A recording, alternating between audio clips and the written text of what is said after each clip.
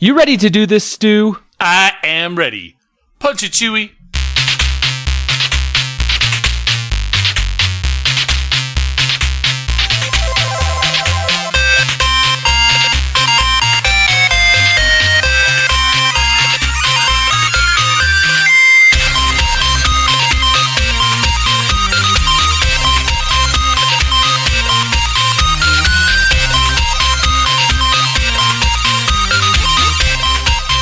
Welcome, super friends, to the Fortress of Nerditude podcast, a safe place to talk about all things in nerd and pop culture.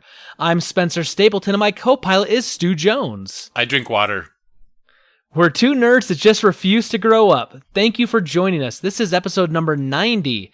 We release every Thursday morning. You can find us on our website, fortofnerd.com. We have links to iTunes, Google Music, Spotify, YouTube, Stitcher, and everywhere podcasts are available. Stop by and relax a while. If you like what you're hearing, hit that subscribe button and get us automatically each and every week in your ear holes. Now, Stu, it's episode 90. We are 10 away from the century mark.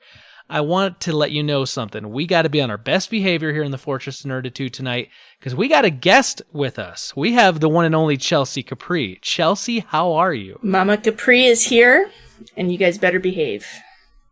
Well, Spencer, there's a girl on the show. I know, right? What do Although I do? we shouldn't act like that's so odd because my wife does join us at least usually once a month or every 6 weeks. So, Yeah. although maybe I'm not on my best behavior when she's around because she's used to my antics. Mm-hmm. Yeah. Mm-hmm. True. So, Chelsey, tell the super friends a little about yourself. I mean, I've known you for a while. I know your husband, Sean. But tell our super friends who you are, what you do, and where they can find you. Well, I mean, I'm the less cool Capri, probably. I mean, a lot of people know Incorrect. Sean. But Incorrect. I am the mother of his child, so I mean, there's that. And we named our kid Link. There's that. That is true. You can find me on Twitter at Chelsey Capri, Chelsey with a Y, Capri like the pant, 23. You'll sometimes see me streaming, but you'll mostly see just pictures of my kid recently, because I'm pregnant, I have a kid, I have a home business, life's a little busy for gaming. So I kind of feel when you asked me to be on your show, I was like, I don't know, I don't even game these days, so let's see how much I can contribute to your show, but... You know, it's not just gaming, though. We're thorough nerds, inside and out. Yeah. True. Thorough. True. Now, but you also run a podcast, though, with a friend of our a good friend of our show, Johnny Casino. Oh, you yes. guys do apparently a parenting podcast. Yep, we do that, and we talk about all things parenting. It often leads into conversations of games, funny enough, but the premise of the show is parenting. How many episodes are you guys up to now? We just recorded episode 26, actually. That is awesome. That's kind of funny. Our premise is nerd stuff, and we end up going to parenting formats a little too often. That is a little true. I feel like that's what parents do, right? And you can't help but talk about your kids. Well, you know. So what's new this week? What are you doing this week? Are you playing stuff, watching stuff, working? What's going on in your life? So I've been working. I'm a photographer. I've been doing a lot of editing, and I've been rewatching for the 4th time Breaking Bad. Which, if you know yes. Johnny Casino, you know he hates Breaking Bad, which makes me like it just even that much more. Yes, stick it to him. Yeah, that is seriously all I've been doing, which is really sad. I played Zelda the other day at a prenatal appointment, Zelda Breath of the Wild.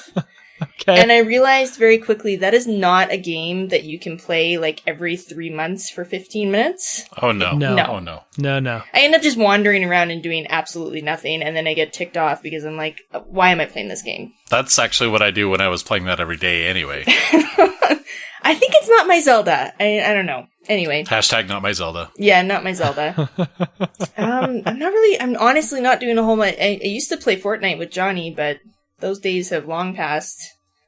Are you just not like feeling the Fortnite anymore, or just the time issue? Just the time. Now Sean started playing it. Now that it's on Switch, he started playing it. But before, John was the only guy that would play with me. And he works nights and I work days, and our schedules just don't always line up. So that's part of it. But well, you know who wouldn't play with you either? Ninja. why? Just saying. We'll get there. Too soon, Stu. Too soon. Well, good. Well, We are super happy that you're joining us tonight, Chelsey, and that you're taking some time to record with us, and we will be on our best behavior, I promise. Well, that's not necessary, but thanks for having me. I'm pumped to do the show. I can't make any such promise ever to anyone. I'm going to make it at the top, and hopefully by the end, people have forgot that I made that promise. That's my hope right now. Stu, what's new with you? What's going on? Doing the work stuff, blah, blah, blah. I'm actually running on about an hour sleep, which I had just a couple hours ago. Just weird night, couldn't sleep. But did take Morgana to the Weber State Fair. I actually had Morgana Saturday and Sunday. And Saturday was like a really weird day. We had all these plans. We were going to go do a bunch of specific stuff. It started out fine. She went to the Layton Aquarium with Girl Scouts, had a good time. Then we went to a friend of hers' birthday party, which I'm really glad we went to because we were like the only other kids that showed. So, womp womp. But they had a good time. We ended up staying there a little bit later. And then I have a friend that was working, a female friend that was working a booth at the Weber County Fair. And was mentioning that, I had my daughter and stuff. She's like, oh, I've got an extra ticket. If you want to come up, you can just, use the free ticket, pay for hers. It's only $2, whatever. So we figured we'd go up there. We'd spend like maybe half an hour, just check out some stuff, maybe do one of the super priced, little event things there, get something absolutely horrible to eat, pay credit for it, Spencer. And then we take off. But what ended up happening is we get up there and, it was kind of slow at their booth, I guess, and there was someone else that was working the booth with her who told her just, you know what, go ahead and, clock out, whatever, take a break. You can even leave for the day if you want. So she ended up just wandering around the park with us. So Morgana, loving attention like she does, she was going full mo, being all super crazy. She ended up kind of walking around like a crab, but kind of in this weird contortionist way, right through the middle of the fair on the sidewalk. And like the girl from The Ring? Kind of, yeah. So all these people would look down, notice her, kind of freak out for a second, and then laugh, whatever. So more attention. She's fueled by this. Yeah. Having a great time. We ended up having me and Jen, not Morgana, but we ended up having a couple beers. Ended up being probably one of the weirdest, but best dates I've ever had with somebody. We had hashtag date not date. Hashtag date not date. We ended up having a really great time. It wasn't planned as a date. There's a little bit of interest there, kind of thing, and you never take your kids on your first date anyway, hopefully. And so Morgana was in the middle of it, but that made it better. We just all had a really fantastic, amazing time. One of the best days I've had in a really, really freaking long time. I was so happy to have Morgana be a part of that as well. And then, so that was there. Other date stuff went horribly, horribly crash and burn wrong, so I don't even need to go there. That sounds like it would be the best part of the story, though. Yeah, bitterness. I love the fact that you had this amazing date not date. Yep. That involved your daughter and involved a fair and was totally unplanned for and it just happened. I love those things. I love those little moments in life. It was crazy. So good. So I'm going to coffee with her tomorrow. We'll see how that goes. Otherwise, just kind of ramping up for Battle for Azeroth. Unfortunate that this is the day that I was so tired I couldn't really do much, but I was there at launch. Oh man, I'm just so pumped. I got my first piece of artifact armor, which you get right away. But checking out the troll village, all that stuff. I've got my PvP flag flying high. I'm ready to go for some stuff, and I'm already thoroughly lost in the new city, so that's good. Nice. Otherwise, just crappy dates and work, and that's my whole week. Okay. There you go. Put a pin in it. Yeah. Put a bird on it. Okay, so I had a really interesting weekend. My wife left and went to Montana to go to a wedding reception. No, not forever. Okay. She's not that lucky. She still has me. So she went to Montana. She left me with the boys. Charlie's 5, Jackson's 4. As you can imagine, we got up to some hijinks, and they're crazy little boys. And I got to say, I really had a good time with the boys, but I also was really looking forward to when Brita got back, and I was able to get some help because I had a super busy weekend with the big yard sale that Josh and I did together. We spent so many hours prepping for this thing, and then we were there so many hours, and then cleaning up for hours afterwards, and I made $107. And so, not super worth it. That's about a third of a reasonably priced chair. Yeah. I did, however, all the money's going to this Disney World trip we're taking with the kids back next February they don't know about yet. So that's where that money's going to. But yeah, don't let them listen to the podcast then. Spoilers. No, yeah. I mean, Charlie's 5. He hasn't figured out the podcast app yet, but eventually. But I did put a bunch of stuff up on Facebook Marketplace after that. And I made just as much money on that, like in the next day and a half, than I did that entire thing. So this is good to know because we have a room full of stuff that I'm cleaning out, which is going to be the nursery. And I was debating having a yard sale, and Sean and I agreed that the amount of work it will take to set it up is probably not worth it. Not to mention giving up your weekend and sitting there. So I just started posting stuff on the marketplace too, and I've sold most of it already. So. Yeah, big ticket items sell like that. Otherwise, if it's like little things, man, just give it away. It's almost like some businesses should tap into this whole selling things on the internet thing. Yeah, if there was only a place like a storehouse or like some sort of a electronics warehouse or a bay or some sort of a, I don't know. I don't know, something ran by a bunch of tall Amazonian women that. Yeah, something. I did. Okay, so today's Monday when we record, and I'll pull back the curtain and show you the magic. Thanks for the reminder, Monday. Right. So today was week 2 of my Couch to 5K jogging app thing, and I had to jog for a longer interval, and then I got to walk. And I once again made it, and I did not die. So it's a hallelujah big moment for me because I didn't die after doing some more jogging. I love how you say got to walk like that was your reward. Oh, gosh. That was your little treat. During the walking section, my heart rate would be, pumping and my lungs would be going. And I would just be kind of finally feeling like I'm starting to get my breath back in me. And then it's like, begin, run again. And it's like, oh, no. And so I was back to the jogging portion. You're not my real mom. It was, man, it's if it's doing what it's supposed to, which is I think what it's trying to do is to get me conditioned for the breathing portion and for the endurance. Like it does its job. It just lets me catch my breath just enough to start to feel like, okay, I'm doing good. And then it's back to the jogging portion. So, I mean, I didn't die. This is, start of week 2. So I'm looking forward to Wednesday when I do it again. I ate a whole pizza for lunch. I'm with her. Don't it was do that gluten-free. Well, it's still. What was the point? Hey, I'm celiac. I don't have a choice. Okay. So don't rub it in. Live, but I can't. I said to Sean, I just really wanted pizza. I put a pizza in the oven, and then next thing I knew, the whole thing. And I'm not talking like an individual pizza. I'm talking like a family-sized pizza, and I ate the whole thing. Yeah, so, I was already feeling kind of guilty about that. I'm glad you had a good 5K run, though.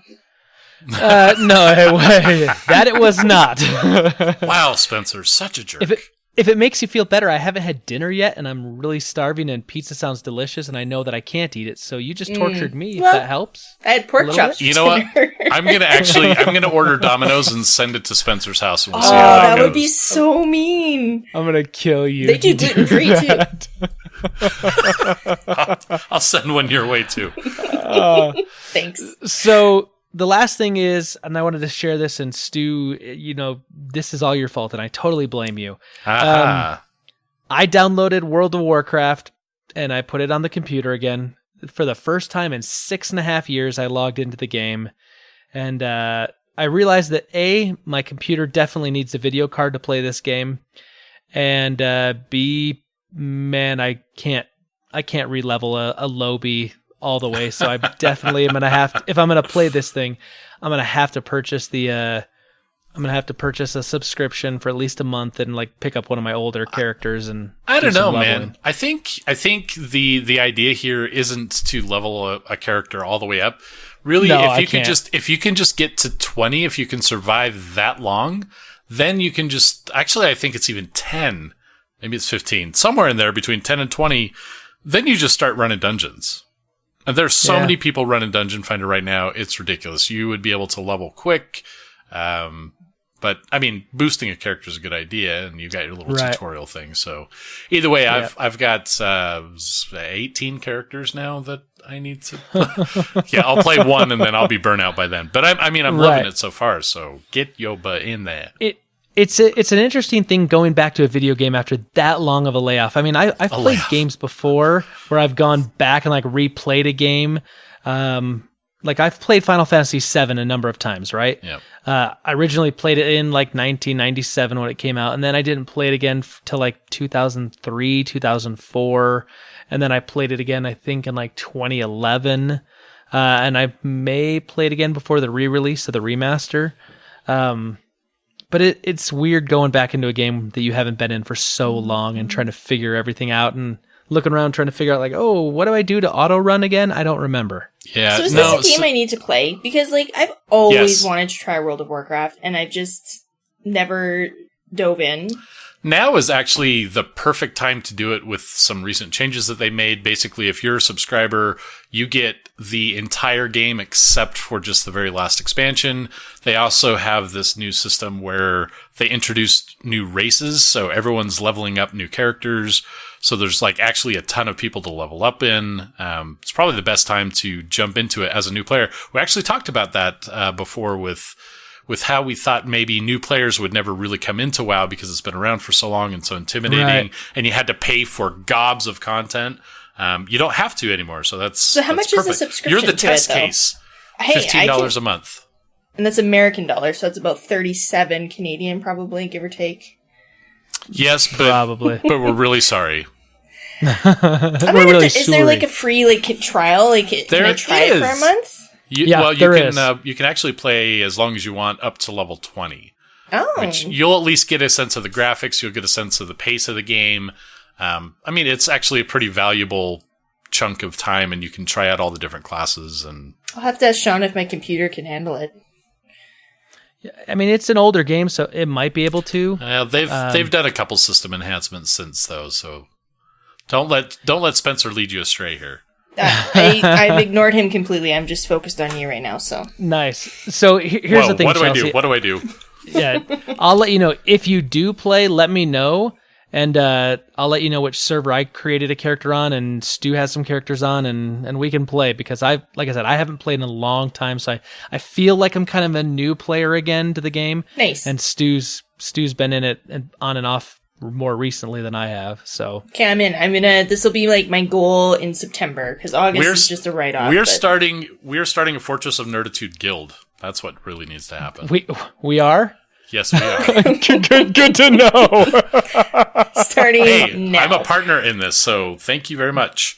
Nice. That means I'm leading because you're dodging. Hey, man, you do it, man. I'll follow. The other cool thing I was gonna say, Chelsey, is like I know you played Fallout 4, right? And I haven't played Fallout 4, but I understand like you can craft a bunch of stuff. You can go out, like it's got all these side quests and missions, and like if you like doing that kind of open-ended type of game, I think World of Warcraft would be a lot of fun if you enjoy kind of the fantasy setting, because that's what it is. It's open-ended. There's always quests to go find and dungeons to run, and eventually you can get way up high level and do like the end Typically game don't like content. open-ended. Fallout Well- grabbed me for whatever reason, but So let me steer you away from Spencer's.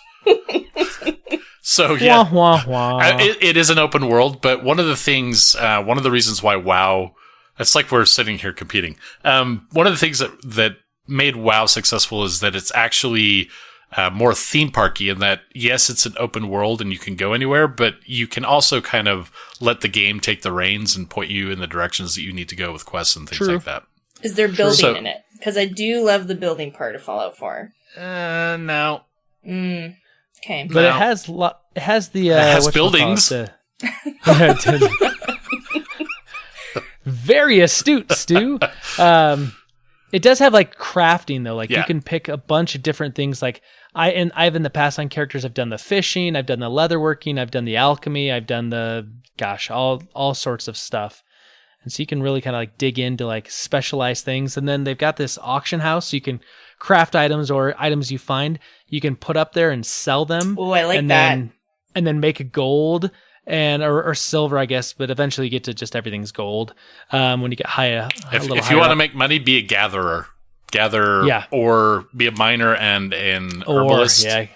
And you'll Gather be set sounds for a day. like right up my alley. Like, I am the looter in games. I have to loot everything. So I don't know if that's what a gatherer is, but it sounds like it is. Sounds like that's exactly what it is. I mean, you go find nodes out in the open world, and you can mine them and grab all the stuff and tick somebody else off who was almost to the node right before you were. Sweet. I do like pissing people off.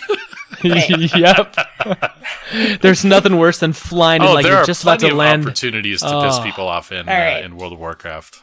This is my 2018 end of year resolution is to try WoW.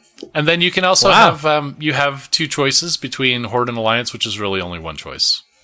For the Horde. You know it, baby. All right. Gotta go That's Horde. where I was going to go with that too. Sure. Yeah.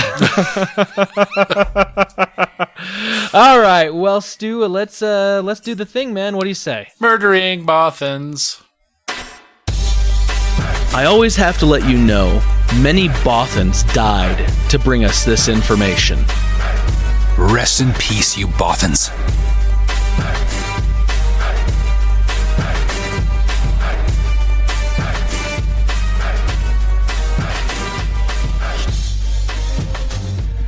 All right, Stu, we're into Rebel Intelligence. What do you have for me this week? First thing is this gets me excited. So I've always been a Blizzard fanboy. Even the games I don't play Overwatch. I don't play their little MOBA thing. But I love me some Diablo. I love Warcraft, World of Warcraft. So a lot of people didn't like Diablo 3 for whatever reason. I actually love the heck out of it. Recently, they their community manager put out Brandy Camel put out this Facebook video that basically they're working on some stuff. And so for everybody's enjoyment, I'm going to read this as Deckard Cain. The forges here at Blizzard are burning hot, and we have multiple Diablo projects in the works. Some of them are going to take longer than others, but we may have some things to show you later this year. We hope you stay tuned while we work to bring these Diablo experiences to life. Pepperidge Farm remembers. It's the same voice, I swear to God. Very well done. Thank you. Very well done. They're doing a lot with the game, even though it's kind of it's not the most popular. It's no subscription. Everyone pretty much who's going to be playing it has already bought it, but they've had the season system for a while. It's the 14th season of content. They've started themed seasons. But now they're announcing there's going to be multiple Diablo products announced by the end of the year. They've got some new theme art. It's just crazy to see that they're still pumping out so much content for that. Obviously, they're going to want to get some money back with that. They had this Necromancer pack that came out earlier in the year, which I think did pretty well. So I'm ready to kind of jump back into that and see where they take Diablo. I've never played Diablo. I mean, I play Overwatch. I played World of Warcraft and Warcraft in the past, so I'm very familiar with the Blizzard company and what they do. But I gotta say, like, they do seem to keep their fan base alive and well, because they do support games, even older games, for a lot longer, it seems like, than a lot of video game companies. For sure. I mean, so I don't know where they're making money from Diablo for them, but they're doing it somewhere, right? And now Chelsey just said she's going to start playing WoW before the end of this year, sometime maybe in September. So, you know, we may have a new Blizzard acolyte. Well, I already play Overwatch. I like Overwatch a lot. And Sean always tries me to gets me to play Diablo with him, and I just, time is limited. You guys all say it right. It's Diablo. What did I say? That's how Deckard Cain says it. It's not Diablo. Diablo. Diablo. You sound like Bane when you talk like that. I listen Diablo. I was born in the darkness.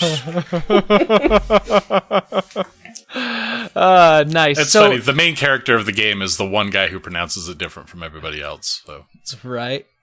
So Chelsey, you were saying you've played Fortnite in the past, but you're not playing it right now, right? I mean, in the past, as in like maybe a month ago, a few weeks ago. So, Sure. I mean, I guess get that depends. time machine. Yeah, right? Like, not that far in the past. Pretty current. Yeah, I mean, then since the new season started, right? Yep. By the way, I've tried playing that game and I really like that game, but I really suck at that game because I am not good at the building aspect of it, and so I can lay low. I can make it all the way to the very end. I've gotten like a number of number 2 finishes, but then it's like I'm out there hiding and I'm trying to creep around, and this guy's in this way tall tower and he destroys me. Yeah, that's my every game, and I've been playing for a long time, so don't feel bad about that. Okay, well, good. So now I can suck it up in another medium because Fortnite is coming to Android phones, and they had this like timed exclusive where they came to Samsung phones, anything S7 and above, which just barely ended. So now you can go to the Fortnite Android website and you can side download it onto your phone, and they got a huge long list, and I'm not going to read them all, but if you got an Android phone, you basically can get Fortnite on your phone now. And you can go do it on the mobile side and go kill some suckers. I'm sorry, do people have Androids that aren't Samsung still? I have a Pixel. Some, yeah. Okay, Pixels, yeah. And like Google, I know the Google Pixel is definitely on there along with some others, but the one I thought it was really funny was the Razer phone. I was like, I can't decide whether I'm playing Snake or Fortnite. It's right. I choices. was like, Razer? Really? That's a thing still?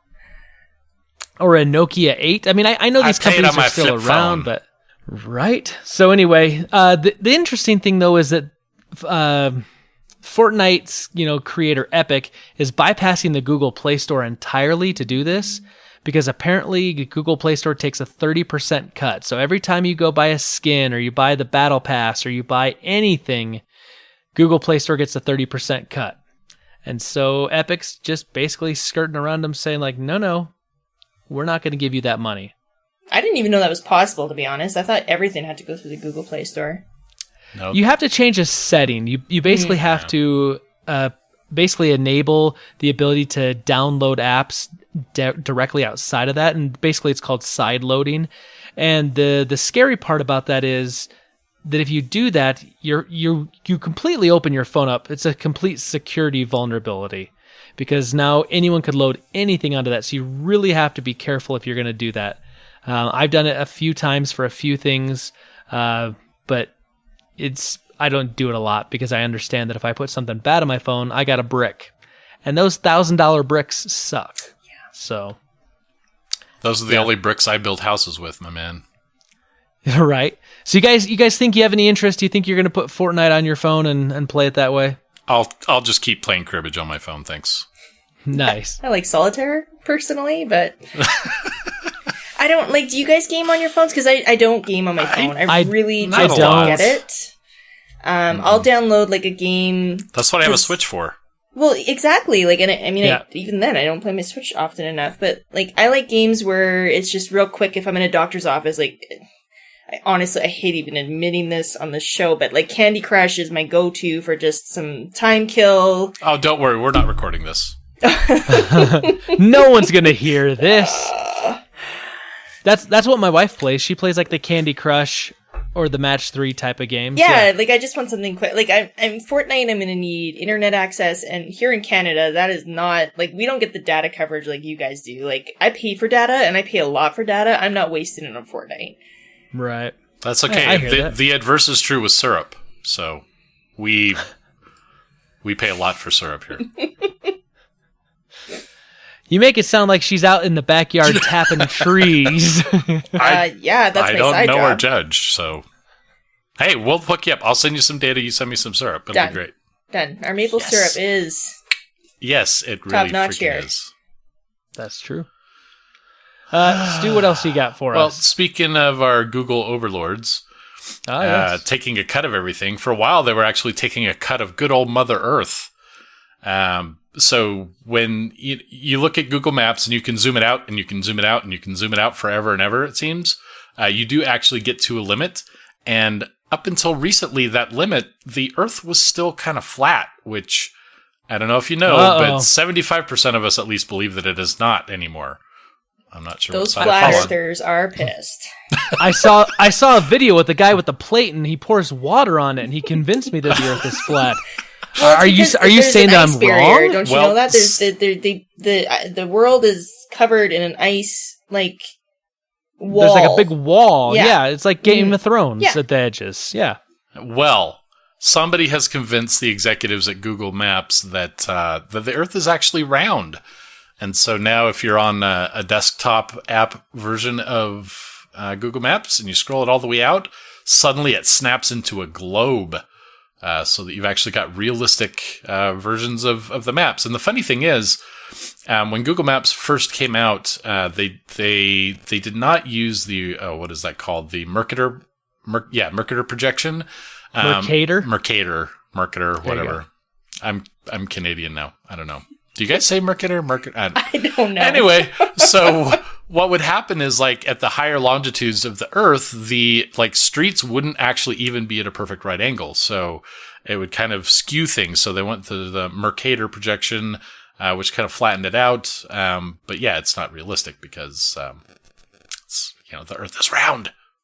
We've seen it. We've seen it from space. I don't know. I watched this YouTube video where they talked about faking clouds. I mean, I think it's still flat, guys. All right. Well, that's going to be our next topic. Podcast.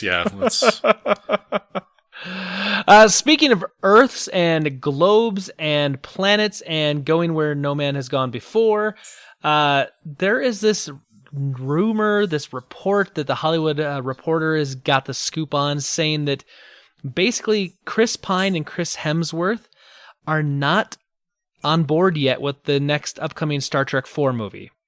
And basically they're saying that what's happening is the studio is trying to renege on the deal that they give Chris Pine and Chris Hemsworth, and are trying to get them to take less money to do the next movie.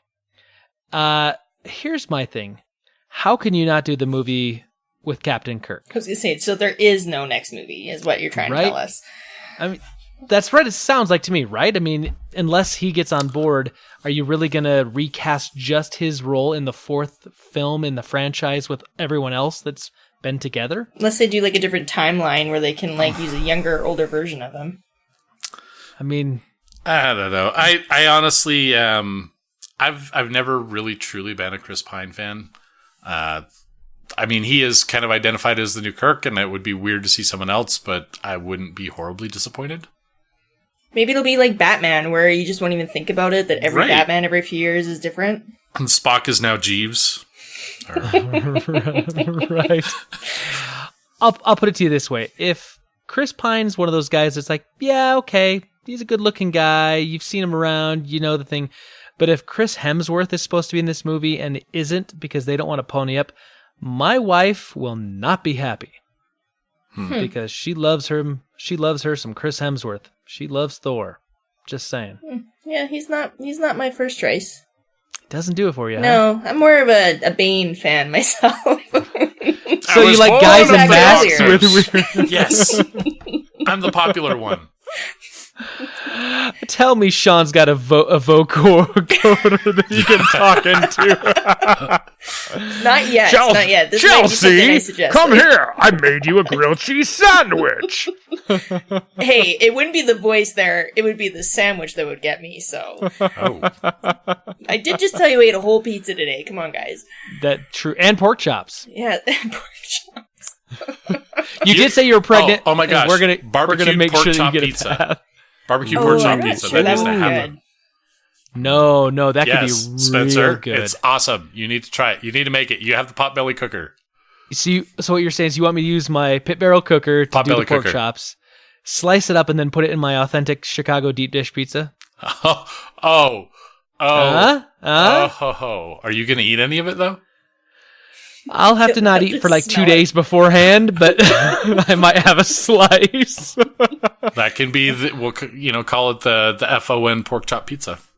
Wow. I like this idea. Chelsey, you have birthed a brand new idea. Hey, wait a minute.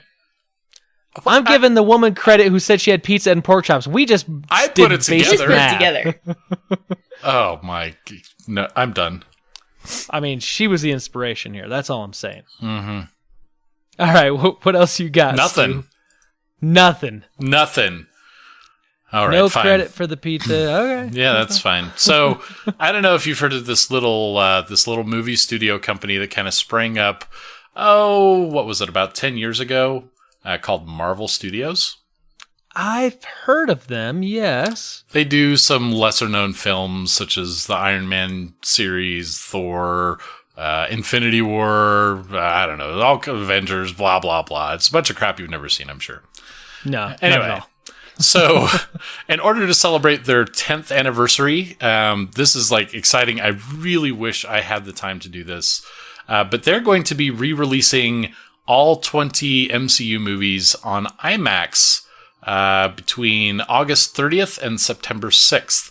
They've got like a nice, neat schedule. It's going to be running for 8 days, basically. They're going to have 4 movies running per day. They've got them blocked out as matinee, late afternoon, prime, and evening. And then they're also having, for that last Thursday there, they're having some viewers' choice at the different theaters. And some of these movies have never even been in IMAX before, like Iron Man, Incredible Hulk, and First Avenger. We're in IMAX ever? We're never in IMAX. So this is like your one chance to see that. I love movie marathon kind of things. I know after Return of the King, there was a re-engagement of all the Lord of the Rings movies for like a couple weeks where they were showing them all back to back to back, and they did it again when the extended versions came out. If I had the time, this would be something I would take like a full week off of to go see that, and especially if you had like the AMC pass or something, you know? Right? AMC Stubbs list? Right. I think that would be fantastic. And they're playing in US and Canada. That's if we know any. I don't even think I've seen the last couple. The last one we went to, I'm kind of done with this. Like this is getting to be too much every year, and sometimes twice a year they're releasing something. This is not for me. And I wouldn't say I'm not a Marvel fan, but this is too much. Infinity War, even if you're feeling fatigued by it, Infinity War is worth seeing. That's a good one. Okay, so you've seen that one. So the other one then, if you've seen everything up to that, would be Ant-Man and the Wasp, which I haven't seen yet either. Oh, wait, no, you're right. Sorry, I haven't seen Infinity War. What's the one that was like 2 or 3 years ago? Avengers Age of Ultron? Where Spider-Man was in it for the first time. Civil War. Captain America Civil War. That might have been the last one I saw. Oh. Yeah, that was real good. You need to That one was good. You need to see Infinity Gauntlet. Infinity War. Infinity War. I think Sean saw it and went, eh. Huh. So I don't know. I don't even know how to talk to you people. I know. It's not that I don't like them. I just feel like that I need a break between them. Like I can't have them this frequently. Side note, for those of you who doubt, this is Marvel fatigue in action, people. Yes. That's true. It's real. Because we know that Caleb Albers does not believe in Marvel fatigue. I wasn't going to call anyone out. Especially before I get my mouse. Because I guarantee next week when we ask the question of the week, he's like, I want to talk to Chelsey about Marvel fatigue. And he's going to bring it up. I guarantee it. Well, Caleb, now you've just told him to. Caleb, I love you. I know it's going to happen. We'll have that conversation next week. I promise, brother. That's, you know what? That's fun. Like, I understand that. Like, I get that. It gets to be a lot, and they're coming out now like 3 every year. And so I can understand that. Yeah. I can understand that as well, but Infinity War, still. It was amazing. It really was amazing. Because it was deep, not just throwing more superheroes at the screen. It was really, really deep. Right. I don't know, though, if I'd want to do the big marathon. Breed and I watched every single movie leading up to Infinity War over the course of like 3-4 weeks. And I felt like that was a lot. Because it felt like we got to the point where it was almost like one every night or one every other night. And that was a lot. And I can't imagine sitting through 4 Marvel movies a day for 8 days. Well, and some of them aren't good. Like, let's just, like, I like Marvel, but there are definitely some in there that are just not good. Thor 2, The Dark World. Yeah, like... I almost felt like I had to pack my bags and leave the country when I said that I did not like the first Captain America movie. Which is weird, because the second one was the best Marvel ever. So. Winter Soldier is the second one, correct? Yes. Then I agree with you. Yeah. Which is funny because, like, if I look at the Captain America movies, the first one I liked, but it's my least favorite of the three. Yeah. Well, you would only have to watch the first 5 days of it. The first 5 days is all the movies in order, and then so many days. and then they have Origins is the Tuesday, Team Ups is the Wednesday, and then Fan Choice is the Thursday after. So you only have to watch about 1,700 hours, and that's it. Then you're I've sat through the extended Lord of the Rings. I've sat through that too, anything. and I would sooner sit through that than 5 days of Marvel movies. I sat through all the Lord of the Rings movies without needing to pee. Yeah, if you ask Sean, I never need to pee, so it's not a thing for me. I'm impressed because I had to get a colostomy bag to get through those. So, I mean, mad respect. Oh my God. Well, that took a turn. So speaking of colostomy bags, I was thinking this is going to be the most exciting news in Rebel Intelligence. You're all like, it's okay. It is. I like it, but man, I know I couldn't do the marathon. Not that much. Plus, it's like you got to get all that time off because you're saying like they're matinees and yeah. Do these people not have kids or jobs? They have jobs. Yeah, it's to get us these movies. I don't know. It would be worth it, I think, even just to see Iron Man, Incredible Hulk, and Captain America in IMAX. Maybe. I mean, yeah. But that's right, 3 movies. Fine. You know what? Fine. It's the worst idea ever. Boo, Marvel. Give me more Bane. Oh, boy. Chelsey, I've got a grilled cheese sandwich, Chelsey. Now you also kind of sound like W.C. Scott, so... So, I'm a big Game of Thrones fan. It's okay. I've never seen it. That's okay. Not everyone has. I get it. But I am a big fan of Natalie Dormer, who's on that show. And I think she's beautiful. I think she's an amazing actress. Anytime she's on screen, like I want to know what's going on. I want to pay attention. She's just got like this thing about her. I don't know what it is. But what's really kind of come to light a little recently is that she's actually going to be doing an audiobook called Harry Potter, A History of Magic. And it was announced on the Pottermore website, which is the big kind of Harry Potter fan site by J.K. Rowling. And basically what she's going to do is she's going to tell a bunch of like Harry Potter kind of stories, but not like the book stories. It's more like here's artifacts and manuscripts and spells that are all kind of influenced by Harry Potter and kind of like where some of the ideas for those things in the Harry Potter series come from, but all kind of being couched in the terms of like she's a teacher at the school. And so this is something new. This is what kind of J.K. Rowling's kind of continuing way, I think, to kind of build on her universe without like, writing a brand new story. Because I mean, we got the whatchamacallit, You mean again?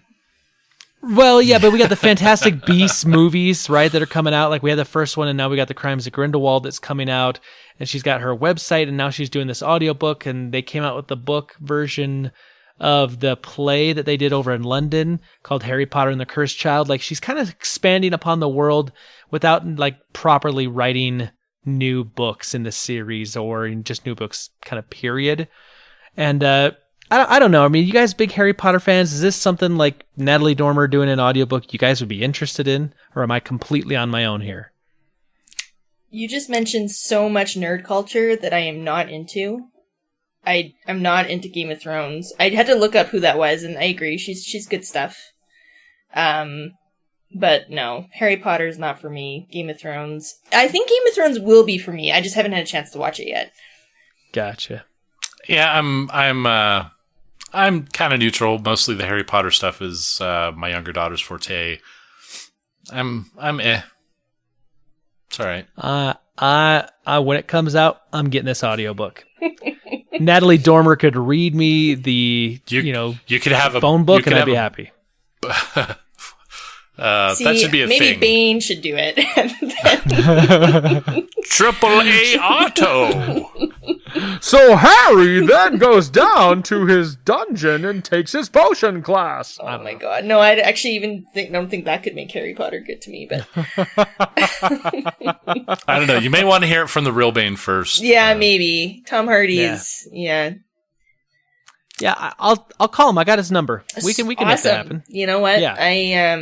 That would be all right. We have this thing here on the podcast where sometimes we just say things and then they happen to come true, and so we feel like we're kind of prophetic and messiahs about certain things. So we can make that Tom Hardy thing happen. Yeah. Excellent. He'll be calling you next week. I can't wait for that prank call to come in, and I'm going to be like, oh my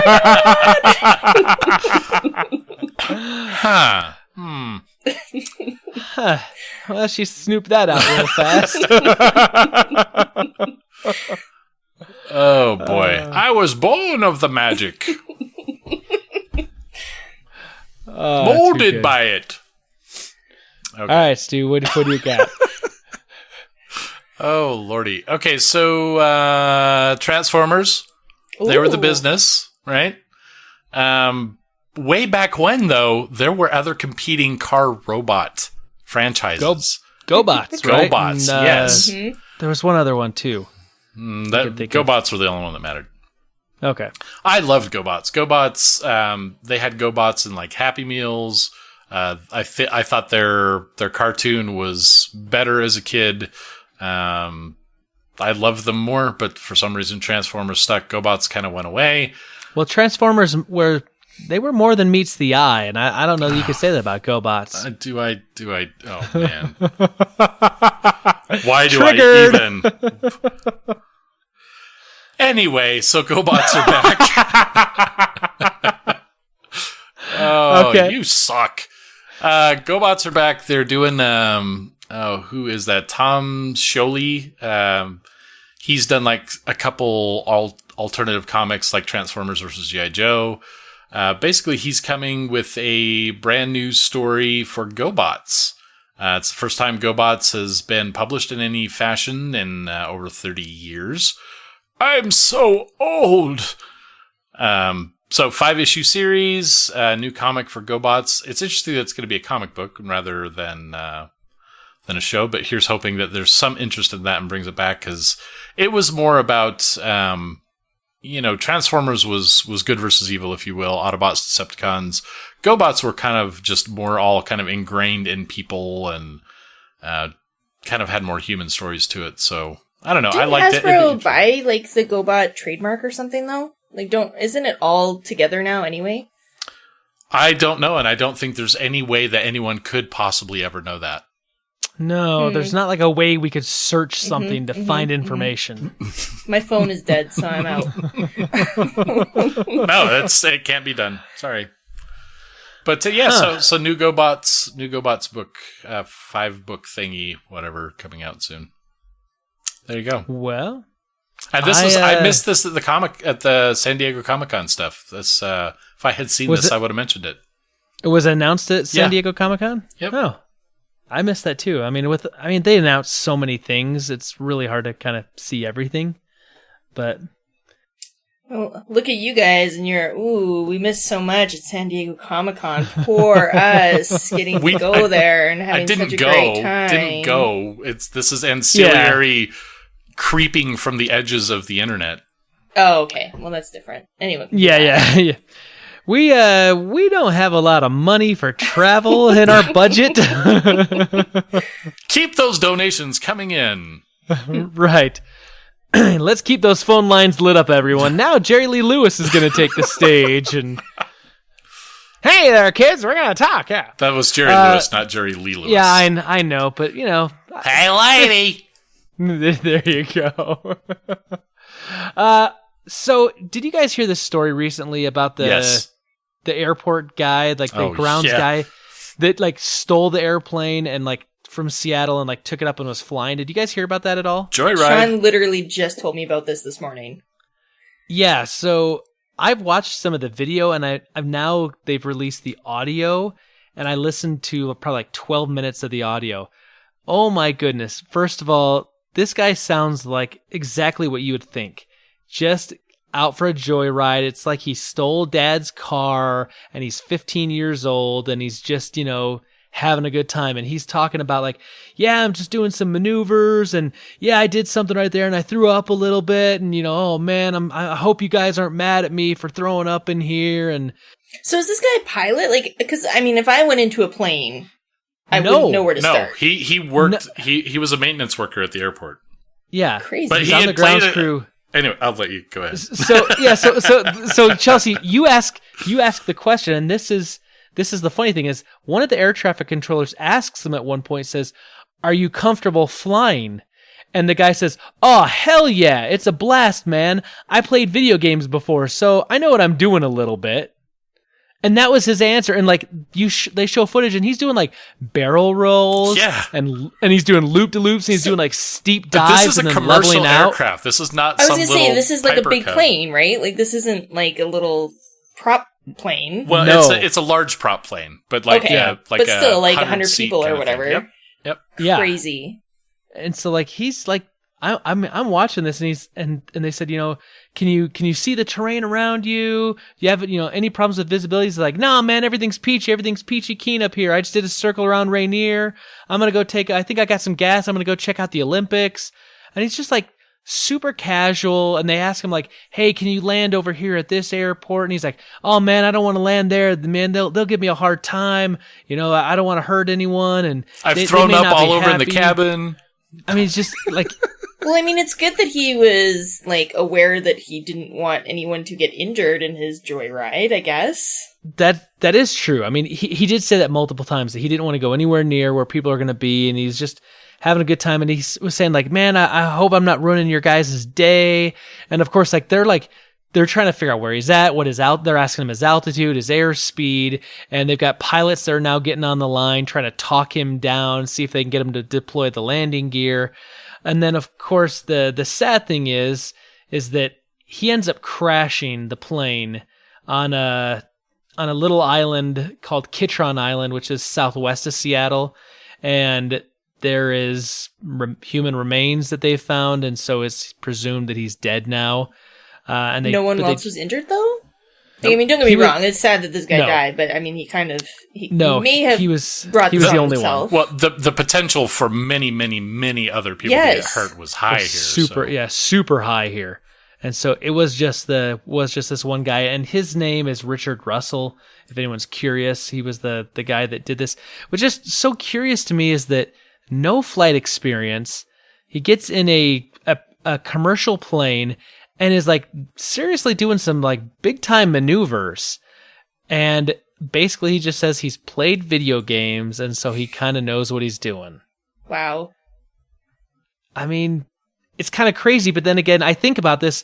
We train pilots using basically video games, flight simulators. Hey, you're speaking my language. This is my degree field right here, game and simulation development. And you think about it, even basic video games, though, not even like flight simulator level stuff, you have the basic mechanics down: pitch, yaw, roll, altitude. Right. And I mean, so if you're a smart enough guy, and I mean, this isn't something just anybody could jump in and do. You still got to have some smarts there.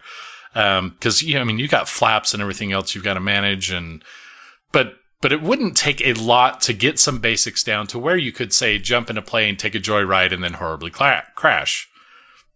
I don't know. It's moxie either way. I mean, sucks that he died through all that, but that was probably the best outcome that I think that could have happened was just him. Yeah, well, I mean, the best outcome would have been he could have put it down and, a best realistic outcome. Okay, there you go. Yeah. Crazy things. I mean, it's just crazy to think like that's all the training he had. And I mean, I watch these videos. It's nuts what he was doing, but I'm glad that more lives weren't lost. Yep. Okay. Yep, that's all I got. That's all. How do you like? You're done? I'm done. You tapped? Okay. Chelsey, did you have anything else you wanted to share? I'm tapping out. All right. I got nothing. Oh, you didn't even let her answer. You're like, all right, yeah, I know you don't. I was answering you. Is it because she's a guest or because she's a girl? Ooh. Neither. I'm going to blame the lag on the internet. I'm in Canada, so there's probably extra lag. That's actually true. Yeah. It's got to get past all those moose, right? Yeah, there's lots of mooses here. Yeah, mooses? Yeah, mice? Yeah. Mice? That's the kind of fun I have with Morgana. Thanks for bringing it to the show. You are welcome. Dad jokes all around.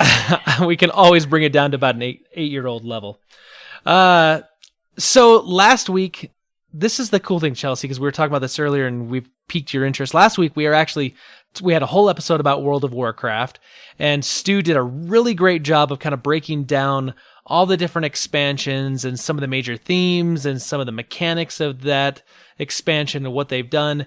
And so we asked our super friends our question of the week, and it was, what was your favorite expansion of World of Warcraft? Or if you haven't played World of Warcraft, what was your favorite maybe expansion to a game or downloadable content, DLC? And we got a bunch of answers, and so we're going to read those. But first, Chelsey, all the games you've played, DLC or expansions, do you have a game or an expansion that comes to mind that was like your favorite? Like something that came afterwards that just like hit you and was amazing? Or is it... If you know anything about me, you know, obviously Fallout 4, Nuka World. That would have been my only guess. But also Mario Kart. Mario Kart's really good at their DLC, I think. I think that Nintendo has done one thing right, and that is Mario Kart DLC. But no, Nuka World for sure. Man, I freaking love that game. My only problem with Mario Kart now is like the original Mario Karts, you actually had to unlock the tracks and do all that kind of stuff. Now you have like almost everything available from the very beginning. I get that, you can just jump in and play with other people, but I like the unlocking stuff. You unlock cosmetics now. Yeah. Different, cars, wheels, outfits. Oh, well. Not good enough for you, huh, Stu? No. I'm a snob. Okay, then, apparently. Let's move on to the email responses, and this is, of course, our good friend Peter Christensen. He says, "Dear nerds, in Facebook's defense, dog fooding is a common term for when software developers use their product before foisting it onto customers. I'm just glad that my dating all happened in real life. I would probably hesitate to unplug the begging robot, not out of sympathy, but to learn more about this unexpected behavior. You can debate when robots can be considered self-aware, but that kind of self-preservation behavior will probably have to be part of consumer-grade robots." He says, "Yes, Dom Toretto did indeed cameo at the end of Tokyo Drift in his trusty Chevelle. Look at me, I'm not even a big fan of the series, and I knew that, Stu. What up?" It says, "It was fun hearing you guys nerd out about World of Warcraft, a game I have never played. The extent of my WoW knowledge comes from the Leroy Jenkins and South Park episode. I get enough of an upgrade treadmill from working in software, and I don't need it from my games. Cheers, Peter." Leroy Jenkins. I don't know how most people would know that because it's been memed to death, right? Let's go over to Facebook. Grant Acosta says, "Dishonored, the Knife of Dunwall, and the Bridgemore Witches." Nice. So Grant is actually a work buddy of mine. And also just kind of a shout out, he had mentioned that they were listening to it on the way back from something, and his kids were actually liking the show. So that's pretty... Really? Yeah. We're kid-friendly is what you're saying? Yeah. Fist bump to Grant and Alexi and all the kids. So there you go. What's up, Grant and Alexi? Caleb Albers says, "Because I'm not a WoW player, I'm going to go with what I know, but in the same-ish genre as Skyrim.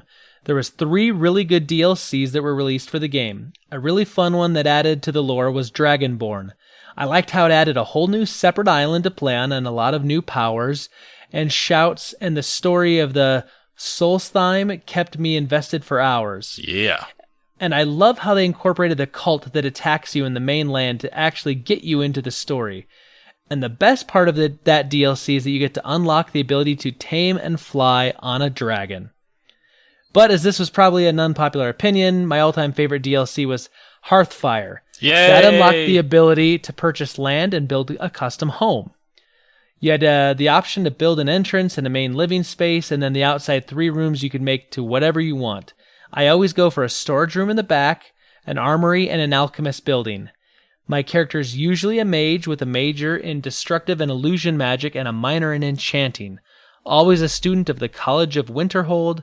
I love that game so much, and my wife says I take it too seriously sometimes, and I do. But that's what I love about the DLC's release for it. They added to an already amazing story and made this story even more customizable, which adds to my love of the game. So I actually really, really, really, really love the housing expansion for Skyrim. I think the one thing that I think Fallout 4 really took advantage of as well was that you get to leave your mark on the world. You're not just going around killing monsters and doing things. You get to take a piece of the world, shape it to your will, make it yours. Your version of the world then becomes unique to you. And they did it really well with Skyrim. They did it really well with Fallout 4. So I'm actually all on board with Caleb there. Yeah, I never played Skyrim. What about Fallout 4? Never played Fallout 4 either. Okay, I'm out. I know. And right? You want to end the call. Want to go start a new podcast?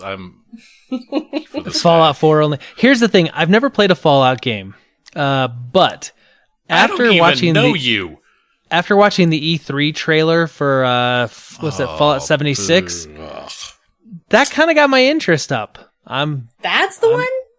I mean, don't get me wrong. I am excited. I'm pumped because I love Fallout 4. But, like, that's the Fallout that gets you excited for Fallout? That's weird. Because I've never played any of the other ones. And when I think it was when Fallout 3 came out, I remember, like, I didn't see the trailers or previews for it. And so everyone was like, Fallout 3. And I was like, well, what is it? They're like, well, you kind of wake up and, it's the years have gone by, but, it's kind of time locked and there's a bunch of aliens and monsters roaming around due to nuclear fallout. I was like, okay. It's done so good, though. You need to play New Vegas. True. You need to play Fallout New Vegas. And if you like base building kind of stuff, Fallout 4. Need to, if you're a gamer. Have to. So I was never really sold on 3 very well. And so when 4 came out, I was like, Just, there was nothing that really, But I actually paid a lot more attention to this E3 when they were showing Fallout 76. And I watched like a 20-minute, freaking trailer / demo / marketing campaign thing. And I was like, okay, maybe this is a little better than I thought it was. I don't know. I feel like they didn't show anything. Well, I don't know. The music was good. I got nothing. I got nothing. Okay, next time you guys ask me to be on a show, I'm going to say no until you've played a Fallout game. Why do I got to be a victim in this? I've played a Fallout game. Yeah, sorry, Stu. You just got punished for my behavior. Jeez, it's like the army all over again. Moving over to Twitter. We've got a few responses here. Paul Calico at pcalico84 says, "Oh man, I think you're going to like this one, Krypton. One of my favorite DLCs was for GTA 4, The Lost and the Damned, where you play as a biker club member. And when you're riding through Liberty City with a sawed-off shotgun and 6 to 8 other riders in formation, it was so cool." Yeah, I mean, I do ride in a motorcycle club, and I do ride in formation, so, that sounds fun. What about the shotguns? I mean, I've got one, but I don't ride around with a shotgun.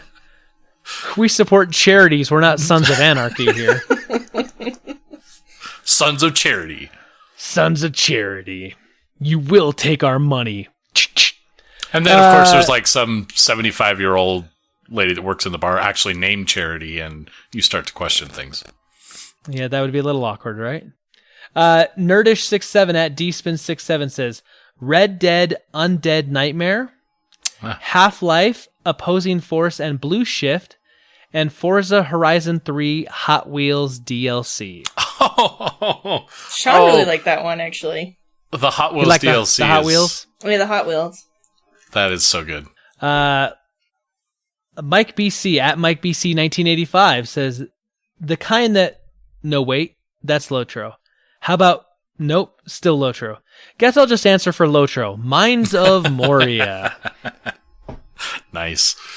Yeah. Mines is a great expansion to that game. Is it? Oh, yeah. Nice. I've got it downloaded. That I was need to play that too. That was where they added. I mean, one, I like the Mines of Moria. It was so Lord of the Rings is big open area. Most of it's really bright, except for where it's really dismal. But it kind of has some landscape fatigue. Mines of Moria was the first expansion, and they took it underground.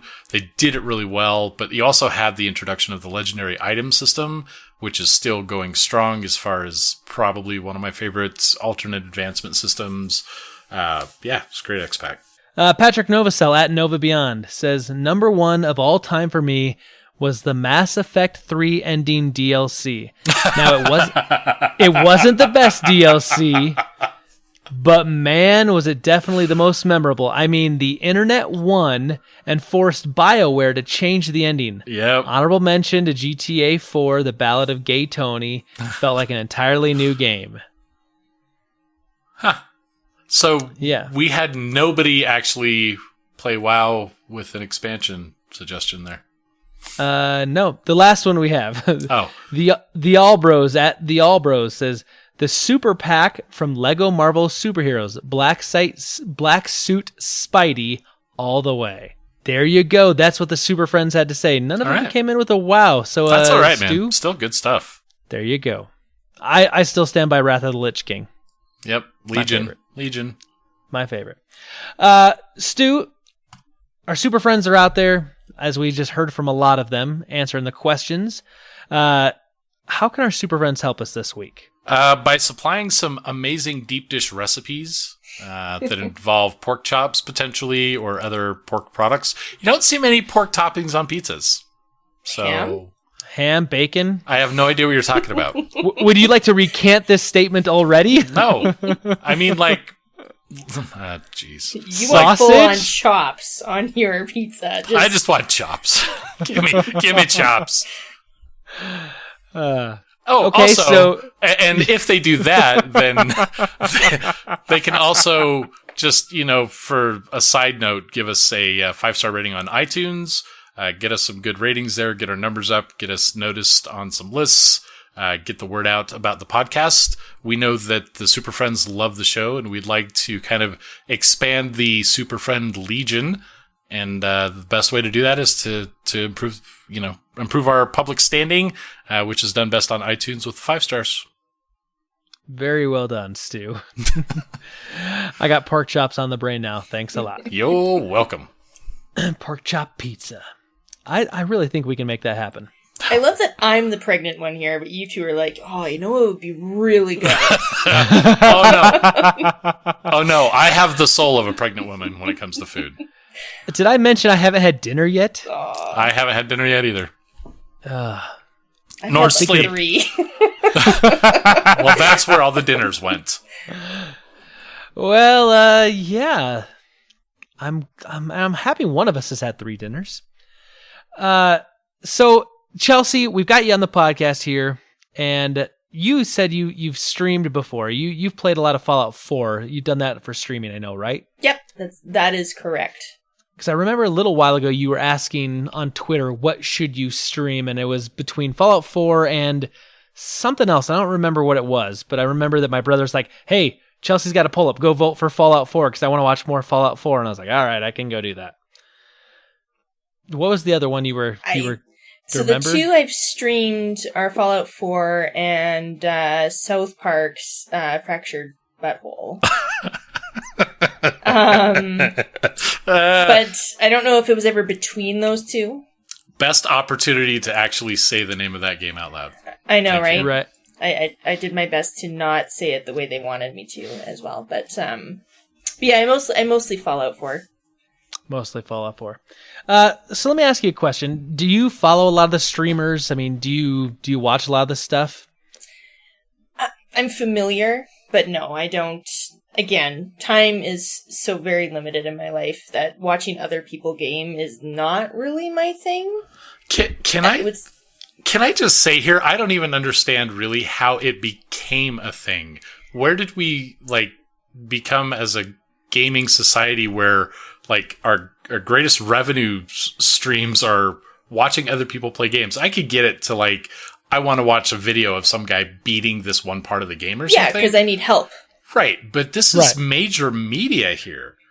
I don't, even when I stream, and I mean, I don't get like big numbers, but I'll get like 15 people watching me. I'm like, who the hell is why would you want to watch me play Fallout 4? And like, I'm not like, Sean is good at this stuff. Sean is good at like talking to the people that are there and like making them feel involved. I'm not good at that. I'm like, just no one talk for a minute. I gotta beat this like part.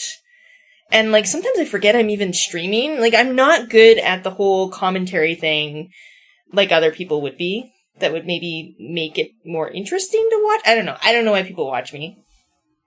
But if you want to watch me, here's where you can find me. I'm really good. And if I don't say anything, it's because I think it's really weird that you're watching me. So thanks for coming. Yeah. Right. Creeps. I mean. But I mean, ultimately, like, that's kind of how I felt about the podcast when I first started the podcast. Was like, I'm talking, and I was talking with my buddy Steve at the time, and it was just like, we're having conversations. You know, are people going to listen? Do people care to listen? Do we have anything worth saying, or, you know, any content that people are going to want to flock to? And so there is that kind of, you know, wonder, like, why do people consume media this way now? I feel like podcasts are different, though, and I say that because my one girlfriend listens to my podcast, and she always messages me.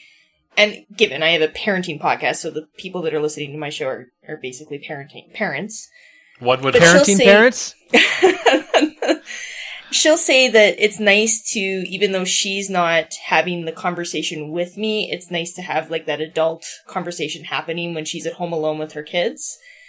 And so, like, and I know Sean enjoys listening to podcasts over music or other things when he's in his car. Like, typically when you're listening to a podcast, you're probably doing something else as well. Sure. You're not just sitting down and like when people watch other people stream, you're sitting down and watching them stream like you would a movie or a television show, or even if you're playing a game yourself. So, like, you're investing that time into those people. It's weird. Yeah, I mean, it's become a big thing, and what's interesting to me is that, like, not only has it become a big thing, but like, there's like big personalities now. Like, there's like stars of streaming, like people like, so we're going to talk today about like Ninja, right? This guy named Tyler Blevins, who goes by his handle Ninja on Twitch. And like, this guy, like, I had never heard of this guy a ways back, you know? But then all of a sudden there was this big deal where there's this, you know, Fortnite streamer who was playing Fortnite with Drake. He's Canadian, by the way. I don't know if you knew this. Well, he must be a nice guy then. Are you wanting to take credit for that or apologize? Yeah, I mean, we know each other, me and Drake. Yeah, all Canadians know each other. So if you want hookups, no problem. That's Nice. okay. You hook me up with Tom Hardy, I'll hook you up with Drake. Deal. Done. We'll talk after the show. Done. You're not a part of this, Spencer. You're being ostracized. Not until I play Fallout 4. Yep. Gotcha. I'll see myself out. Anyway, Tyler Blevins, this guy named Ninja, right? He streams with Drake. That I can't remember the number, but it was something crazy. Like, there was like 500,000 people, like, you know, streaming that Twitch channel at that moment. Like, it was big numbers. And of course, you know, that means, you know, he's the new upcoming rising star. And he's probably, I'd say, the most famous Fortnite streamer, if not one of like the most famous streamers right now. I mean, would you say it's a fair assessment? I don't watch streamers, so maybe. Okay. But you've heard it. Yeah, I've heard, I've heard of him, which is saying something in and of itself for a streamer. Right. It is, even if you don't follow it. Yep. So it's really interesting because something just happened literally just days ago that I wanted to talk about, because I saw it all over Twitter and all over the internet.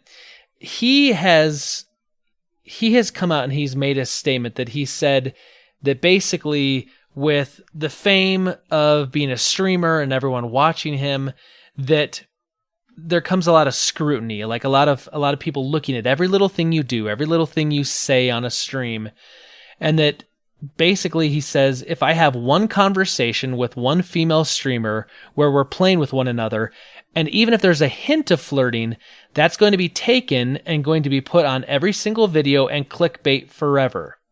And basically he's referring to some other streamers that have played together, and then people started insinuating that they were having an affair on the side, or, having some sort of, a romantic entanglement when there was nothing going on. And he basically said that what he has decided to do is that he says that he's not going to stream with females at all, because and says it has nothing to do with like his wife putting pressure on him. It was a choice he made, but that he loves his wife and he doesn't want any sort of rumors or any sort of speculation. He loves his relationship.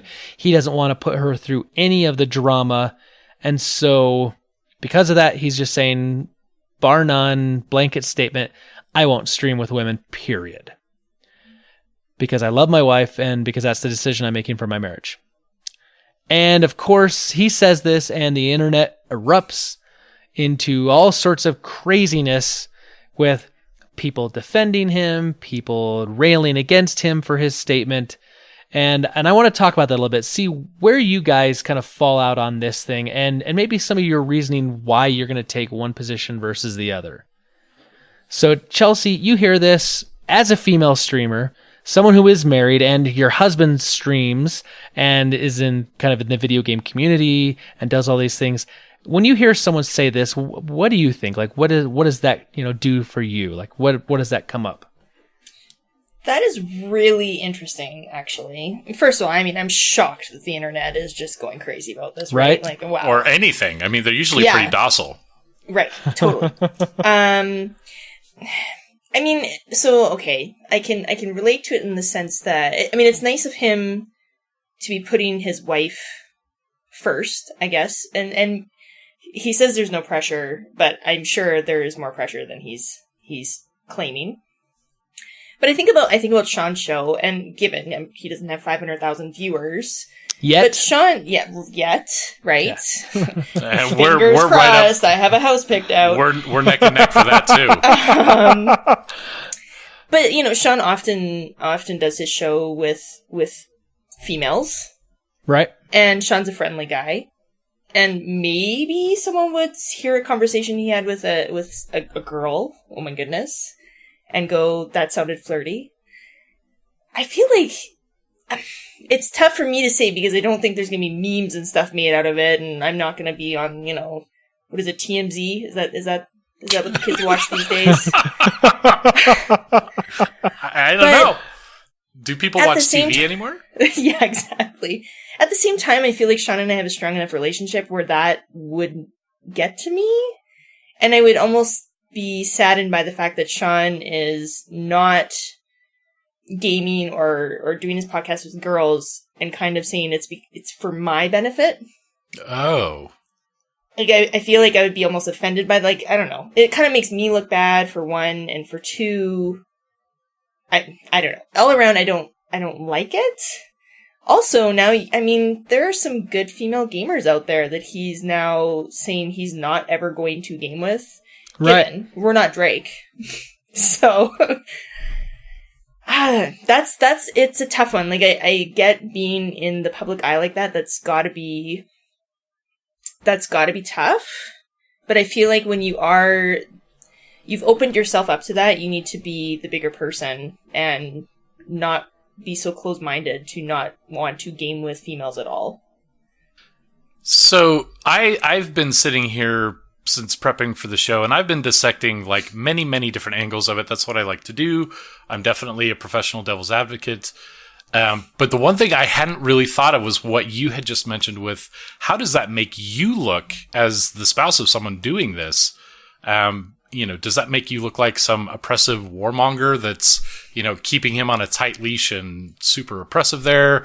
Or does that make you, like, haha, I'm, queen of the internet because my husband's doing this for me? Either way, there's no upside there. So that's interesting. I'm glad you brought that up. Well, and the thing too is like his wife has been on his streams before. So it's not like she's maybe I'd say like completely out of the public eye either. So people have seen her on the stream before. So like, I think most people should have some sort of, understanding that he's married. But here's the thing, like, I've tried looking at it a bunch of different ways too. I'd been married once previous, and my ex-wife was a very jealous person. And I'm a very personable guy. I can be very flirty, but like you sure can, buddy. Yeah, I know. But it was never anything, serious or whatever. We got married when we were in college, and girls that I had previously dated or known or just been friendly with would like randomly like come up and like, "Hey, Spencer," and run up and like throw their arms around me and give me a hug, and I would just keep my hands at my side like, cannot return this hug. I'm like, I need to break this contact immediately. Hashtag hug denial. Right, because my ex-wife who was standing next to me, I was not going to hear the end of that for weeks. Because she was very, very unhappy and very, very insecure and very jealous. That was her issue. But like, I learned that I had to change some of the ways that I behaved and do some things differently and try to help avoid some situations. And later when I was playing online, I had to make sure that like, I wasn't having conversations with females unless it was like a kind of a group chat situation, because it would make her very uncomfortable. And so it was a decision I made because I was trying to, do what I thought was right and try to help preserve that relationship, which ultimately, it didn't really matter in the end. But at the time I felt like I was trying to do the right thing. And so I heard a lot of people over this weekend saying like, well, he shouldn't be married to someone if they don't have enough self-esteem to, trust him. And I went, yeah, but that's real hard to try to put yourself in someone else's position and say that they should think the way that I think, or they should behave the way that I think they should behave based on the way I choose to live my life or the choices that I make or the way I look at the world around me. And I think that's a hard thing to try to put on people. I agree with that, just because I am so not a jealous person, maybe even to a fault.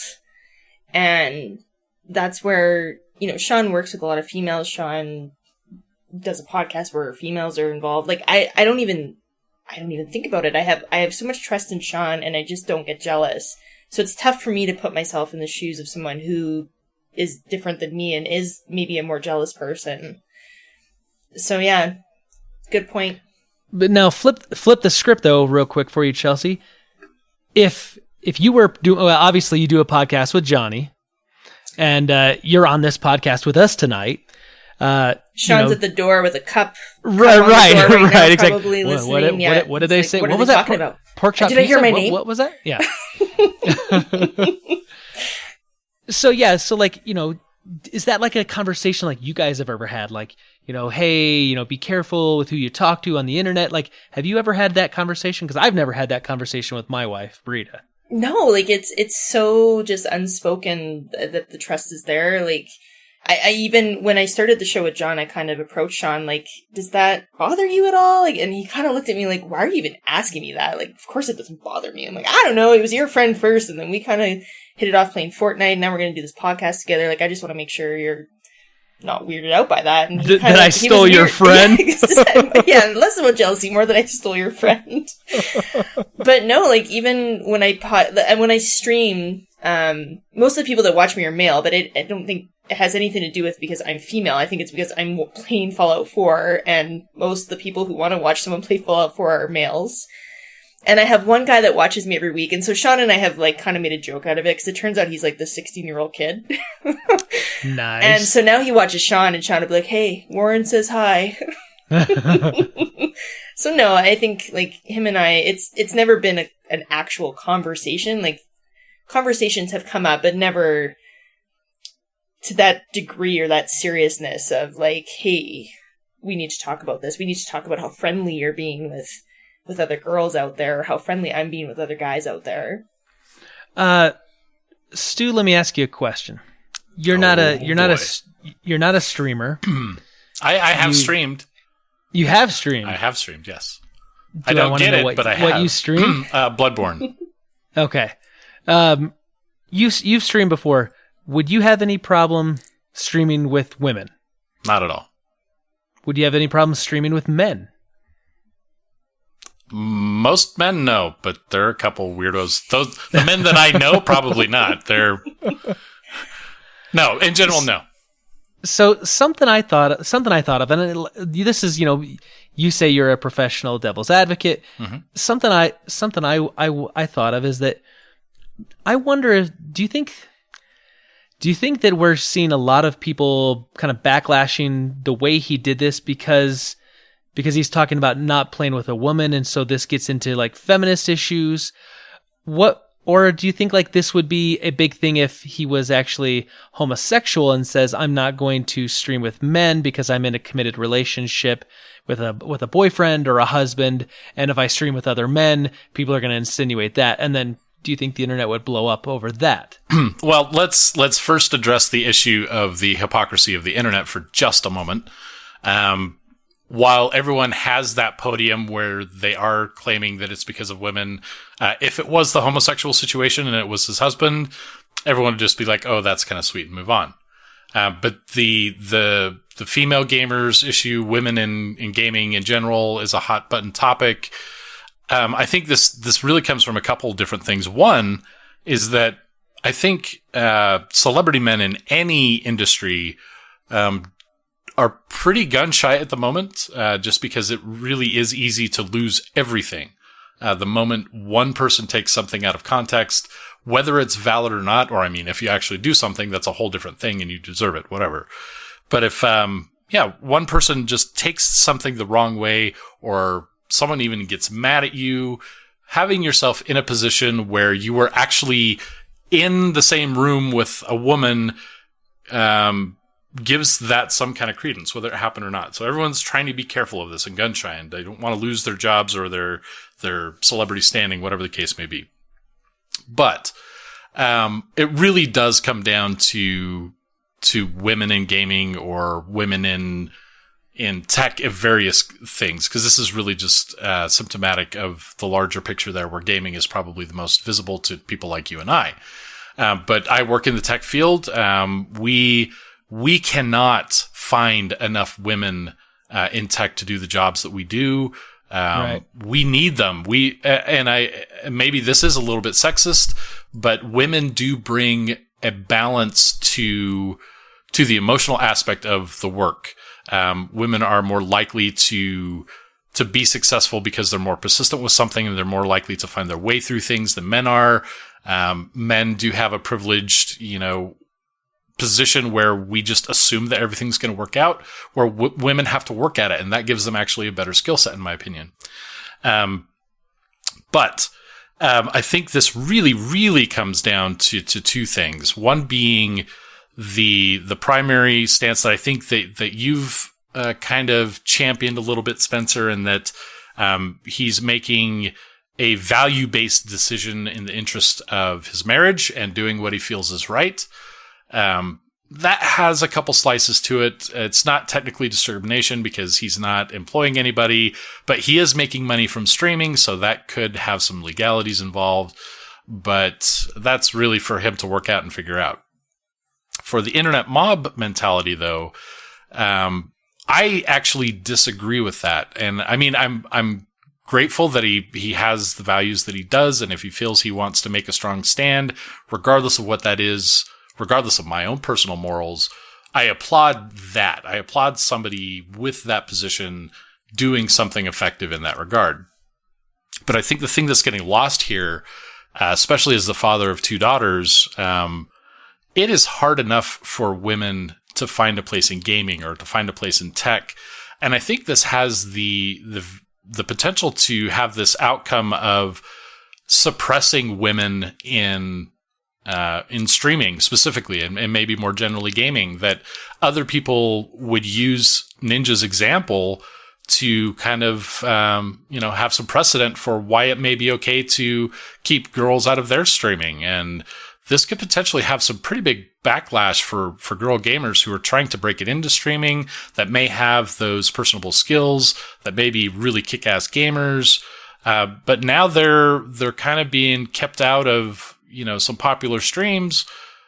That has some negative implications, I think. And I think it makes it difficult for girls like Morgana. She loves streaming. She loves YouTube stuff. What is she going to think when, from her perspective as a young girl, it's okay to push girls out of their streams? Where do you go with that? Yeah, you bring up a good question. What kind of message does it send to our children and to the people that we're trying to raise with good principles, right? Yep. And I mean, it's not like his principle is wrong. I think it's a responsibility of any celebrity to be more geared towards the social implication than the individual one, the more popular you become. So let me ask you this, and this may, I don't know, this may be not the best way to ask this or phrase this, but it seems like I think we are all kind of on the same page that it seems like making a value-based decision for his marriage for him is a good thing because he's trying to do something. It can be. I mean, there could be sure there could be other implications there that even Chelsey had brought up earlier. So sure, but I guess the thing is, and I'll ask this to Chelsey first. Do you think that there would have been a different way to go about making this statement? Or do you think that he could have maybe just not made this statement altogether and did something need to be said, I guess? That's what I was just thinking. Well, first of all, those are such valid points. Just to go back on what Stu said there, I think that will have negative implications that I wasn't even thinking before. Because even for guys who aren't married or aren't in relationships, they're going to take this example and go, well, I don't want people to think that I'm in a relationship with this person or something's going on with us. It doesn't even need to be a relationship-based decision at this point. One person has kind of set the path for it, and now a lot of people can jump on.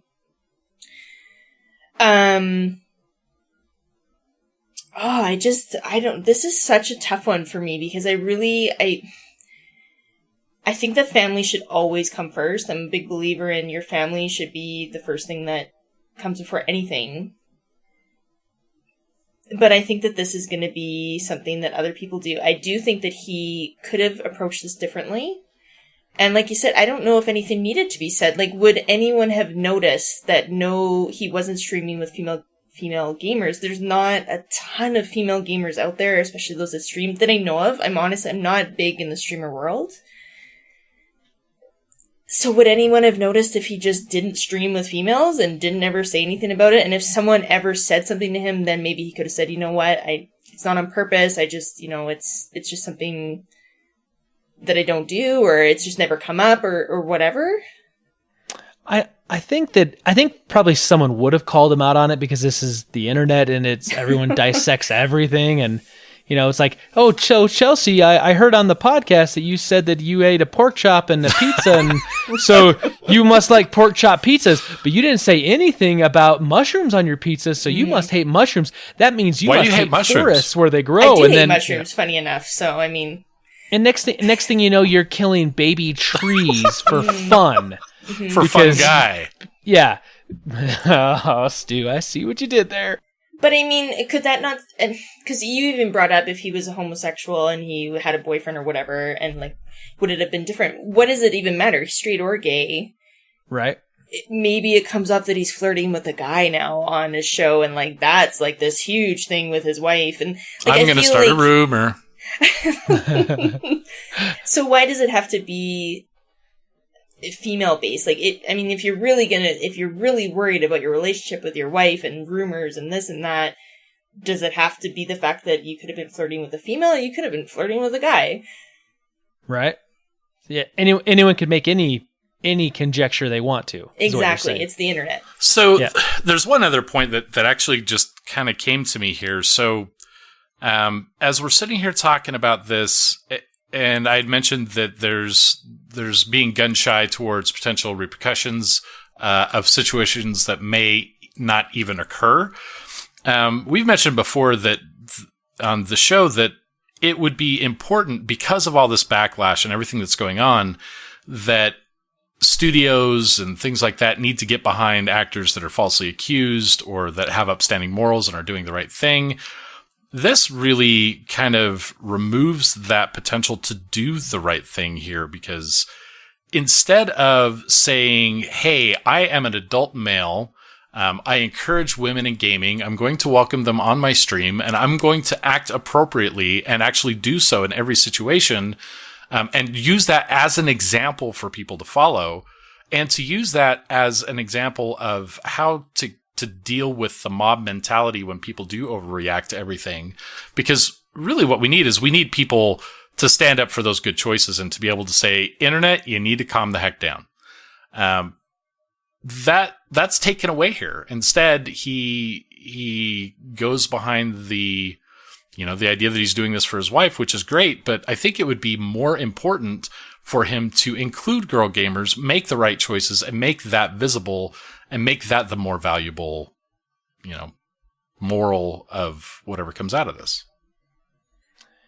I mean, you do bring up a fair point, Stu. I mean, he could have an opportunity. He could have taken a different path and had an opportunity to make a better statement, right? That, hey, look, I'm doing the right things, and I'm gonna support my wife, but I'm also going to continue to support other female gamers, and I'm going to show that an adult male can behave like an adult male should, as a responsible adult, and not not whatever that would give people a reason to think there's any issue, right? Yep. However, something I thought of too when kind of all this was going on over the weekend is, what if he's got a history of infidelity or cheating or temptation or something, and maybe it's not just his wife, but maybe he's not being completely, I mean, I don't want to speculate, but he could have an issue where maybe he doesn't trust himself because he has an issue as well. So he's trying to remove himself from a situation that there could be any hint of impropriety, maybe.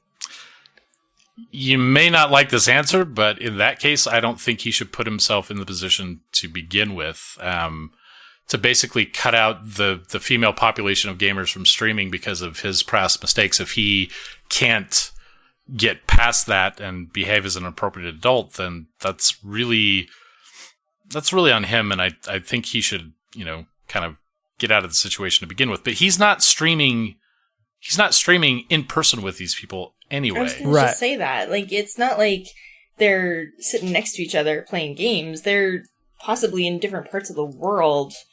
Or galaxy talking even. Online. And don't get me wrong, I think there's different types of infidelity. I mean, some people would argue that there's, emotional cheating and physical cheating. You're on the internet, that everyone is watching you, how 500,000 people are watching you. I think there's a difference between being friendly and maybe even a little flirty and actually doing something wrong. Sure. Yeah, absolutely.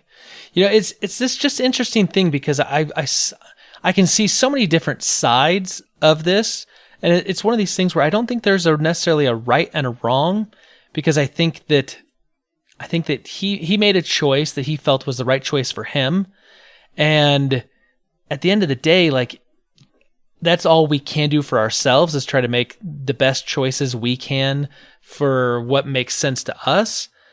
But it's this thing where, like, there's so many different layers that are kind of involved in the decision he made and the announcement and the way he made it, that has, it's kind of like the old Chinese proverb, right? You drop a pebble in a pond and you watch those ripples, they just continue to go out.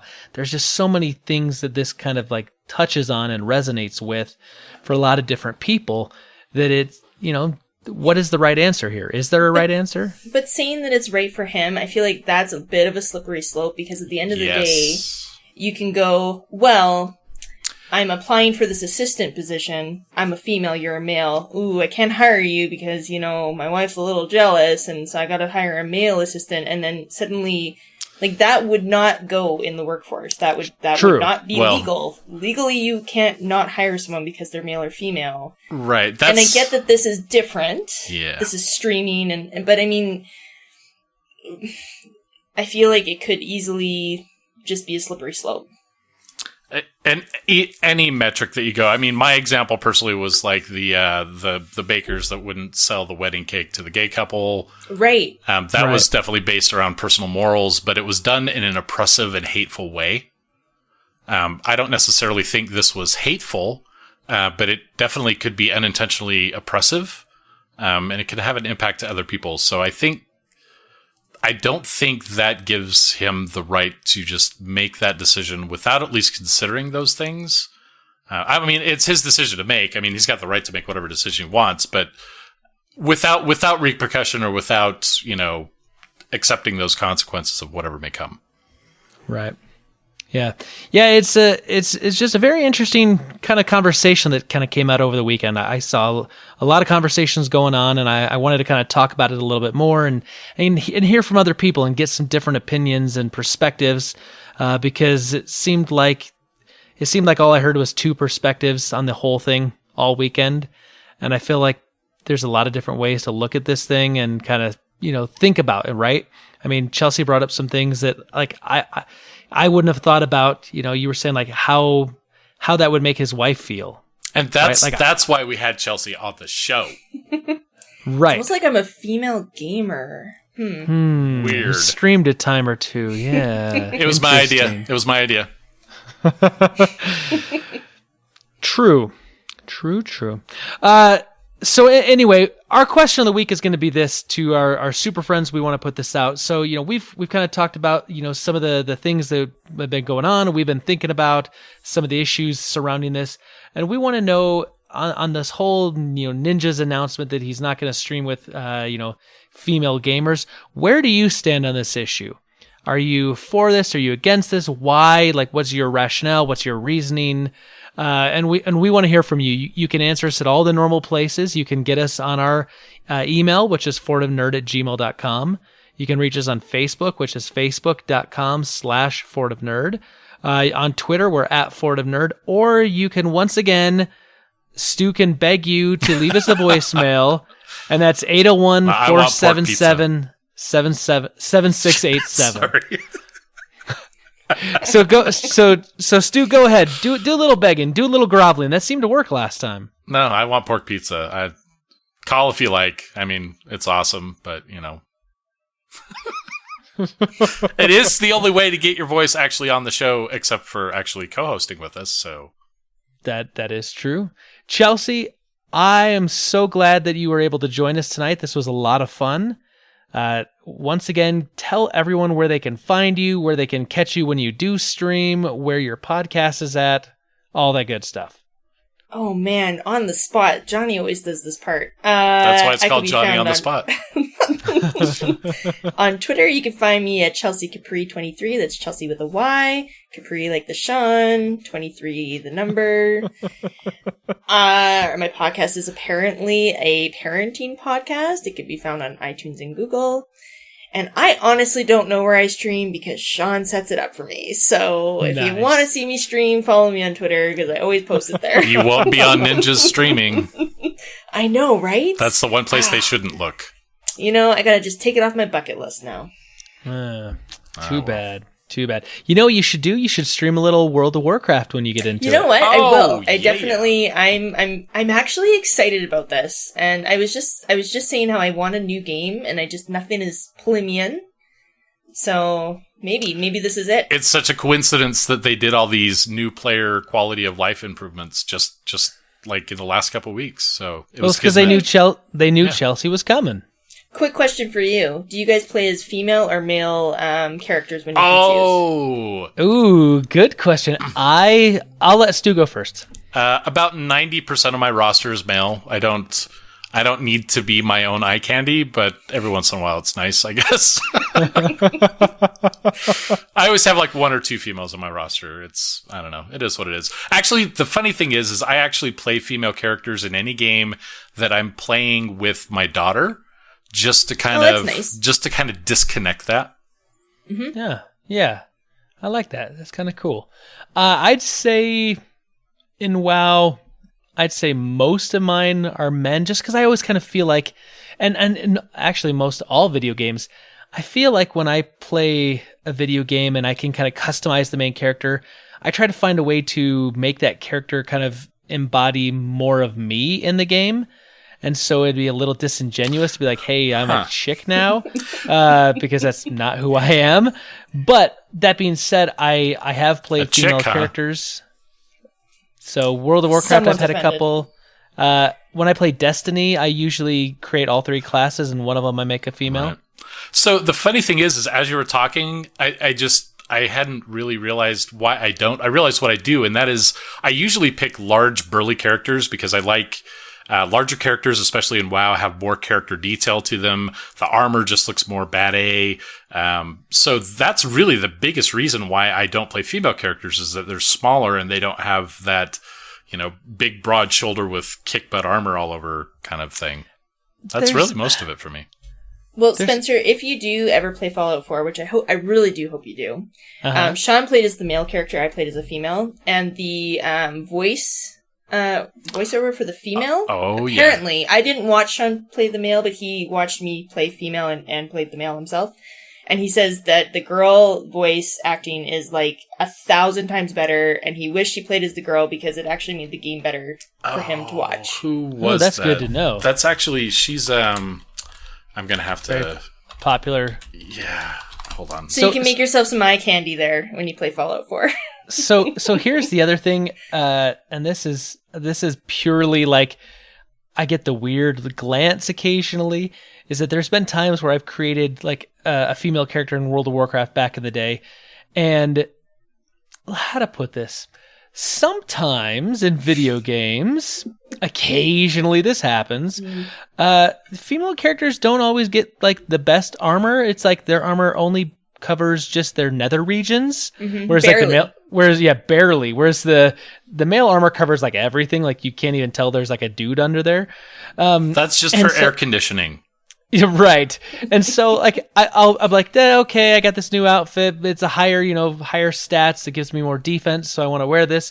And then my wife would walk around the corner and she's like, "What is your character wearing?" I'm like, "I promise it's the best outfit that I can possibly get." Let me show you the stats. I'm not creeping on this thing. I'm telling you. And I'm she heading just to laughing. the transmogrifier right now, baby. Yeah. And of course she knows me, and so she knows nothing, but she just kind of rolls her eyes and goes, Yeah. and she's just messing with me, and I'm like, dang it. And I feel a little self-conscious sometimes playing as some of these female characters. Why do you live with that That's fair. guilt? Why do you live with that guilt, Spencer?